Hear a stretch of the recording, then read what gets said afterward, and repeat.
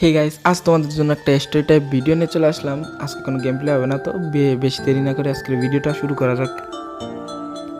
সবেমাত্র এসএসসি পরীক্ষা দিয়েছি গাইস, তারপরে কি করার একটা চাকরি বাকরির দরকার, পার্ট টাইম জবের মতো।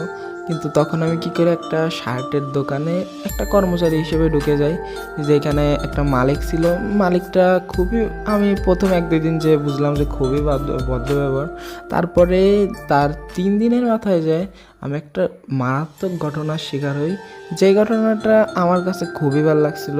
মানে শেষ মুহূর্তের দিক একটা একটা বাবাকে নিয়ে একটা ছেলে এসেছিলো, তার বৃদ্ধ বাবা। ছেলেটি হয়তো কোনো চাকরি বাকরি করে, আমি দেখেই বুঝে গিয়েছিলাম ফার্স্টে। তো কি হয়, ওই দিন ওই বাবা নিয়ে এসেছিল তার ছেলেকে, মানে ওই দোকান থেকে একটা ভালো মানে একটা শার্ট কিনে দেবে। কারণ ওই দিন ওই ছেলের মানে বাবাটার হ্যাপি বার্থডে ছিল, মানে বলতে গেলে জন্মদিন ছিল।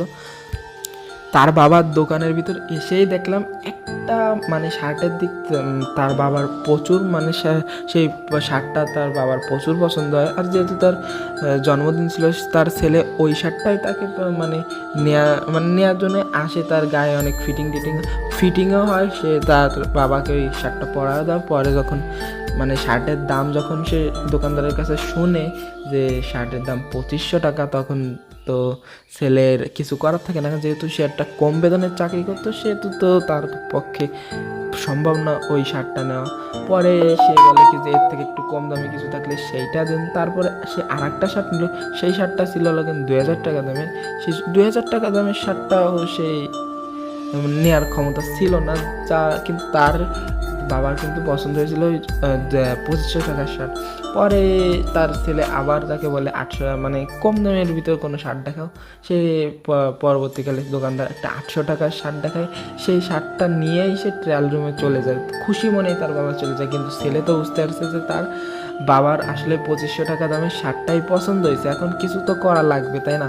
তো এরকমভাবে তার বাবা যখন ট্রেল রুমে গেল, ট্রেল রুম থেকে আসার পর দোকানদার হঠাৎ করে কী করলো, 2500 টাকা দামের যে শার্টটা, মানে যে শার্টটা তার বাবার ফার্স্টের দিকেই পছন্দ হয়েছিল, সেই শার্টটা করে কি বলে কি যে মানে তাদের একটা ফল্ট হয়, যে যার কারণে 800 টাকার ওই সিলটা 2500 টাকারটাই চলে গেছে, আর 2500 টাকারটা 800 টাকায় চলে আসছে। এরকমটা হয়, এই ফলটা তার বাবাকে বোঝায়। তারপরে কি করে, 2500 টাকার শার্টটাই তারা 800 টাকা দিয়ে কিনে নেয়। কিনে নিয়ে যখন চলে যাবে, তখন সেই কাস্টমার মানে যে ছেলেটা তার সেই দোকানদারকে থ্যাংক ইউ জানালো। যাক, আমরা এই বিষয়টা কিছুই জানতাম না। পরবর্তীকালে কি হয়, পরবর্তীকালে আমি দেখতে পারি যে সেই ছেলেটাই সেই দোকানে আবার আসছে, এবং আইসে ওই দোকানদারকে বলে কি যে আমার কি কাজ করা লাগবে বলেন, আমি সব কাজ করতে রাজি আছি। তখন আমি সব কিছু বুঝতে পারলাম যে সেই সময় তার বাবাকে যখন ওই 800 টাকা, মানে অরিজিনাল 800 টাকার ড্রেসটা নিয়ে যখন তার বাবাকে ট্রায়াল রুমে পাঠালো, তখনই আসলে হয়েছিল আসল কাহিনী। তখন তার ছেলে অনেক জোর করছিল, বলছিল যে আমার কাছে তো এখন টাকা নেই, আপনি 800 টাকারটাই কোনোভাবে 2500 টাকা, মানে 2500 টাকারটা আপনি 800 টাকা বলবেন, 800 টাকারটা আপনি 2500 টাকা বলবেন, তার বিনিময়ে আমার যা কাজ করার দরকার আমি তাই করব। পরে তো দোকানদার রাজি হয়ে যায়। পরে সেই ছেলেটা তার পরবর্তীকালে যখন আসে, তখন সেই দোকানদার তাকে কাজে নিতে নারাজ করে। এই ছেলেটা তখন কিছুই বুঝলো না যে কেন নারাজ হলো, কি কেন, মানে সে কি টাকার দাবি করছে, নাকি সে কাজে নেবেই না, নাকি সেই টাকা সে মকুফ করে দিছে। যাই হোক, তখন ছেলেটি তার কাছে শোনে, সেই দোকানদারের কাছে শোনে যে কেন আপনি আমাকে কাজে নিতে চাচ্ছেন না, আপনার তো অনেক টাকা লস হয়ে গেল।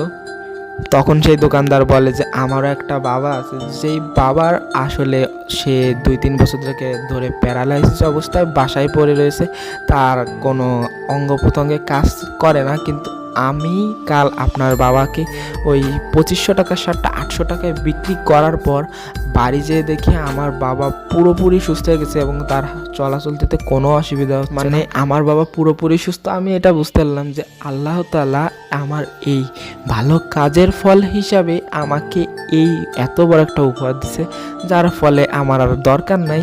আপনার বাবাও খুশি, আমার বাবাও খুশি, যার ফলে আমার পরে আর দরকার নাই। তো আপনার এই আমার মনে হয় এই অশেষ মানে আমার মানে এই ভালো কাজটা করে আমার কালকে অনেক মনটা অনেক ভালো ছিল, যার ফলে হয়তো আল্লাহ তাআলা আমাকে এত বড় একটা নিয়ামত দান করলো।